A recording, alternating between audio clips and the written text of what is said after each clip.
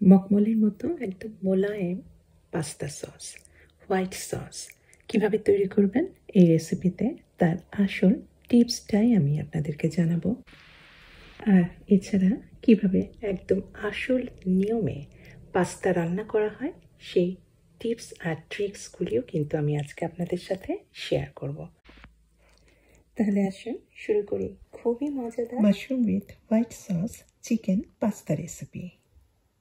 Mushroom দিয়েই আমি আজকে হোয়াইট সসটা তৈরি করব। আমি বিভিন্ন রকমের 3 রকমের মাশরুম নিয়েছি। এইগুলি ড্রাই বা শুকনা শিতাকি মাশরুম, আর সাদা বড় বড়গুলি বাটন মাশরুম, আর এটা আর এক ধরনের মাশরুম। এই মুহূর্তে নামটা আমার ঠিক মনে পড়ছে না। তবে এত মাশরুমেরও দরকার নেই, শুধুমাত্র এক ধরনের মাশরুম দিয়েও এই রেসিপিটা তৈরি করতে পারেন। বাংলাদেশেও এখন সুপার মার্কেটগুলিতে কিন্তু বিভিন্ন রকমের ফ্রেশ মাশরুম পাওয়া যায়, সেগুলিও ব্যবহার করতে পারেন। আবার টিনের মধ্যে যে সেদ্ধ করা মাশরুমটা বিক্রি হয় সেটা দিয়েও কিন্তু এই রেসিপিটা তৈরি করতে পারেন। ঠান্ডা পানির মধ্যে মাশরুম একটু ভালোভাবে ধুয়ে নিচ্ছি। মাশরুমে কিন্তু বালি বা ধুলাবালি, মাটি এগুলি কিন্তু একটু থাকতে পারে। আর শিতাকি যে ড্রাই মাশরুমটা সেটা গরম পানিতে আমি 10 মিনিটের মতো ভিজিয়ে রাখছি। সব মাশরুমগুলি আমি ছোট ছোট, খুব বেশি ছোট না, মাঝারি সাইজে কেটে নিচ্ছি। ড্রাই মাশরুম শিতাকিটাও দেখেছেন কিরকম ফুলে উঠেছে, এটাও আমি ছোট ছোট টুকরা করে নিলাম। প্যানে আমি দিয়েছি সাধারণ কুকিং অয়েল বা সাদা তেল। এই ক্ষেত্রে আপনারা বাটার ব্যবহার করতে পারেন, আবার অলিভ অয়েল সেটাও ব্যবহার করতে পারেন। আর এর মধ্যে দিয়ে দিয়েছি কিছুটা রসুন কুচিয়ে, দিয়ে তারপরে দিয়ে দিলাম মাশরুমগুলি। আমি হাই হিটে রেখে জাস্ট নাড়াচাড়া করে নিচ্ছি। মাশরুম থেকে কিন্তু কিছুটা পানি ছেড়ে দিয়েছে, এই পানিটা কিন্তু কখনোই শুকিয়ে নেবেন না। এই পানির মধ্যেই রয়েছে মাশরুমের ফ্লেভারটা। জাস্ট 4-5 মিনিটের মতো হালকা ভেজে নিয়ে এর মধ্যে আমি সম্পূর্ণ মাশরুমগুলি আমি ব্লেন্ডারে ব্লেন্ড করব না, অর্ধেক পরিমাণ মাশরুম নিয়েছি। এই মাশরুমটাই আমি ব্লেন্ডারে মিহি করে ব্লেন্ড করে নিচ্ছি। আর বাকি মাশরুমের যে টুকরাগুলি রয়েছে সেগুলি আমি পরে পাস্তাতে ব্যবহার করব। খুব মিহি করে একদম ব্লেন্ড করা হয়ে গিয়েছে। অসম্ভব ফ্লেভারফুল কিন্তু মাশরুমের সুগন্ধে ভরা। এটা আমি হোয়াইট সস তৈরিতে ব্যবহার করব। যদিও আজকে আমি পাস্তা মাশরুম দিয়ে রান্না করছি, তবে তার মধ্যেও কিন্তু সামান্য পরিমাণে আমি মুরগির মাংস দিচ্ছি। আমি স্ট্রাইপ লম্বা লম্বা শেপে কেটে নিলাম, আর ম্যারিনেট করব কিছু মশলা দিয়ে। দিয়ে দিলাম কিছু আদার গুঁড়া, রসুনের গুঁড়া দিয়েছি কিছুটা কালো গোলমরিচের গুঁড়া, আর স্বাদ অনুযায়ী লবণ দিয়েছি। আর লাস্টে একটা বিদেশি হার্ব দিচ্ছি, এটা অরিগানো। অরিগানো মাংসের সাথে পাস্তাতে কিন্তু খুবই ভালো যায়। আর দিয়ে দিয়েছি সামান্য কিছুটা ময়দা দিয়ে ভালোভাবে মাখিয়ে রাখছি। ময়দা দিলে এই মুরগির মাংসের ভেতরে যে ময়েশ্চারটা আছে সেটা কিন্তু সিল হয়ে যাবে, বার হতে পারবে না। ফলে মুরগির মাংস কিন্তু শক্ত ধরনের হবে না, চিউই হবে না, খুব নরম হবে। মাখানো মুরগির মাংস রেস্টে থাকুক নর্মাল ফ্রিজে 10 মিনিটের মতো।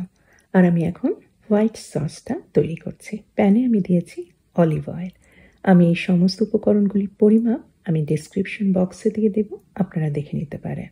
আর অবশ্যই অলিভ অয়েলের বদলে বাটার ব্যবহার করতে পারেন। কিছুটা দিয়েছি গ্রেট করে রসুন, গ্রেট করে দিতে হবে। এতে কিন্তু রসুনের একটা হালকা সুগন্ধ সসের মধ্যে ছড়িয়ে যাবে। আর 1 টেবিল চামচ পরিমাণ দিয়ে দিয়েছি ময়দা। সামান্য কিছুক্ষণ ভেজে নিয়েছি। ভেজে নেওয়ার পরে এখন হচ্ছে আসল যে টিপসটা, ময়দার মধ্যে আমি দিয়েছি ফুল ক্রিম তরল দুধ, একদমই ঠান্ডা, ফ্রিজ থেকে বার করে আমি দিয়েছি। অবশ্যই এখন এই ভাজা ময়দার মধ্যে যে লিকুইডটাই ব্যবহার করেন না কেন সেটা হতে হবে একদম ঠান্ডা। গরম বা নর্মাল টেম্পারেচারে থাকলে কিন্তু হবে না, তাহলে যেটা হবে ময়দার মধ্যে দেওয়ার সাথে সাথে সেটা কিন্তু দলা পাকিয়ে যাবে। সিজনিংয়ের জন্য আমি কিছু দিয়ে দিয়েছি লবণ, আর মাশরুম যে ব্লেন্ড করে রেখেছিলাম সেটাই সম্পূর্ণটা দিয়ে দিলাম। স্বাদ অনুযায়ী, টেস্ট অনুযায়ী দিয়েছি কালো গোলমরিচের গুঁড়া আর সামান্য কিছুটা দিয়েছি গ্রেট করা পনির। কিছুটা ঝাল ঝাল করার জন্য আমি দিয়েছি চিলি ফ্লেক্স। সসটা আমার কাছে কিছুটা কম মনে হচ্ছে, আমি এই জন্য আরও আধা কাপ পরিমাণ ফুল ক্রিম তরল দুধ দিয়ে দিলাম। এখন এই সসটাই ঢেকে একদম সিমারে রেখে গরম করতে থাকবো। আর অন্য একটা চুলায় আমি উঠিয়েছি ছোট একটা প্যান। এই প্যানে সামান্য কিছুটা তেল দিয়ে দিলাম মেরিনেট করা মাংসগুলি। মাংস জাস্ট মিনিট খানেকের মতো নাড়াচাড়া করে দিয়ে দিয়েছি পানি। এটা আর একটা টিপস, আপনারা যদি মাংস থেকে পানিটা ছেড়ে যায়, এই পানিটা যদি সম্পূর্ণ শুকিয়ে নেন, তাহলে দেখবেন যে মাংস যে সসের মধ্যে আমি দেব, তখন দেখব মাংসের একটা গন্ধ হয়ে যেতে পারে। কিন্তু এই পানি না শুকিয়ে আপনি নর্মাল পানি যে আমি দিয়ে দিয়েছি, এতে কিন্তু মাংসটা যখন আমি সসের মধ্যে দেব, সসে কিন্তু মুরগির মাংসের কোনো গন্ধই হবে না। এই কারণে মাংসের পানি কখনোই শুকিয়ে নেবেন না, না শুকিয়ে পানি দিয়ে দেবেন আর তার মধ্যেই মাংসটা রান্না করে নেবেন। তাহলে কিন্তু আর দেখবেন যে মাংসের মধ্যে কোনো ধরনের মুরগি গন্ধই আর নাই। পানি সমেত এখন এই মাংস সসের মধ্যে দিয়ে দিলাম, আর দিয়ে দিলাম আর একটু স্বাদ অনুযায়ী চিলি ফ্লেক্স। এখন আর কিছুই না, এটা জাস্ট ঢেকে আমি সিমারে রান্না করব।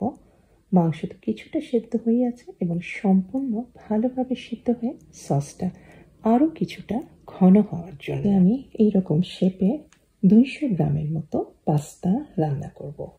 এটা ব্রাউন আটার বলে রংটা কিছুটা খয়েরি।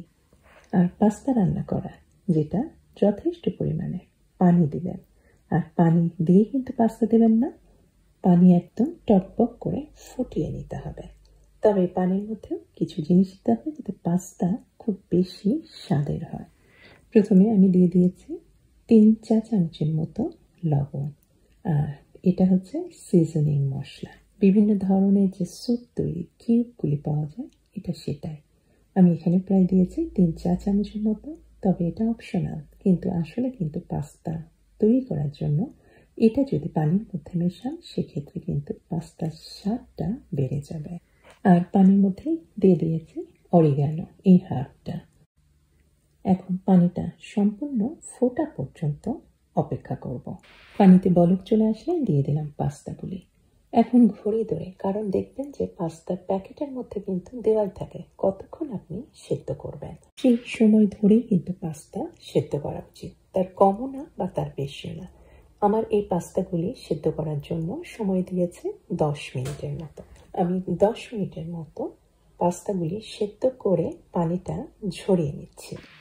পাস্তা রান্নায় যে ভুলটা সবাই করে, সসের মধ্যে পাস্তা দিয়ে দেয়, কিন্তু আসল যে নিয়ম সেটা হচ্ছে পাস্তার মধ্যে সস দিতে হয়। সসের মধ্যে পাস্তা দিতে হয় না এবং তারপরে কিন্তু জালও দিতে হয় না বা রান্নাও করতে হয় না। তাহলে কিন্তু দেখবেন যে পাস্তা সম্পূর্ণ আরও বেশি নরম হয়ে যাবে, আর পাস্তা কিন্তু সসকে একদম চুষে নেবে। তখন দেখবেন যে পাস্তা রান্নাটা কিন্তু থকথকে হয়ে গিয়েছে, সসটা কিন্তু আর নাই, সস জমে গিয়েছে। আমি বাটিতে তো পাস্তা নিয়ে নিয়েছি, আর তার উপরে গোটা কিছু মাশরুম রান্না করেছিলাম যেটা আগে, সেটা ছড়িয়ে দিলাম। আর এর উপরে আমি যতটুকু প্রয়োজন আমি সসের পাত্র থেকে সস নিয়ে দিয়ে দিচ্ছি। এইভাবে করলে দেখবেন যে পাস্তা কিন্তু সস সম্পূর্ণ চুষে নেবে না, তখন থকথকে করে নেবে না। পাস্তা পাস্তার মতোই থাকবে, সস লিকুইডই থাকবে। ইচ্ছা হলে উপরে ছড়িয়ে দিতে পারেন চিলি ফ্লেক্স, কিছু অরিগানো অথবা পনির। অসম্ভব ফ্লেভারফুল এই পাস্তা। সসের মধ্যে তো মাশরুম রয়েছে, আবার গোটা মাশরুমও রয়েছে, আবার খাওয়ার সময় অরিগানো গন্ধ কিছুটা আছে, অলিভ অয়েল যেটা দিয়েছি সেটার একটা সুবাস পাচ্ছে, আর পাস্তা নিজে কিন্তু সাংঘাতিক স্বাদের হয়েছে। কারণ পানির মধ্যে আমি যে লবণ দিয়েছিলাম আর যে সিজনিং মশলাগুলি দিয়েছিলাম, সেটাতেই কিন্তু পাস্তারই একটা, কোনো কিছু না দেওয়ার পরেও কিন্তু পাস্তার একটা আসল স্বাদ আছে। আশা করি পাস্তা তৈরির আসল নিয়মগুলি সহ রেসিপিটা আপনাদের পছন্দ হয়েছে। আর পছন্দ হলে অনুরোধ করব অবশ্যই আমার চ্যানেলকে সাবস্ক্রাইব করে আমার চ্যানেলের সাথেই থাকবেন। সবাইকে অনেক ধন্যবাদ। আল্লাহ হাফেজ।